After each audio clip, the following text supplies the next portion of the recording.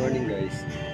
Ang papakita ko sa inyo ngayon yung resulta ng ating nag-drop na bugimbigan noong February 11. Kung ano na kanyang status. Ito guys.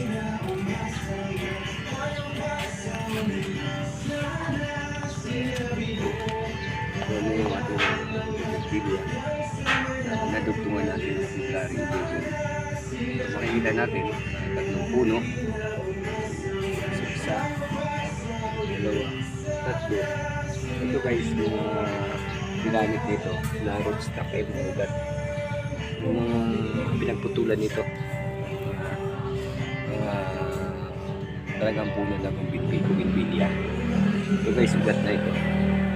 Pinagputulan nito. So po pwede po yung nagamitin natin yung rootstock.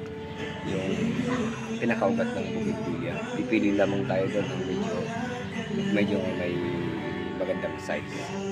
So, guys, ito naman nakikita nyo kulay puti. Meron itong ibang variety, yung kulay pula at saka violet. Sa ngayon nakikita pa lang ay itong kulay puti. Dito naman, ito yung mga ginap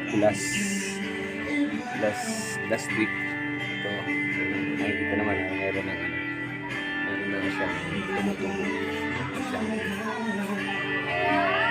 mga shoots. Yan, meron.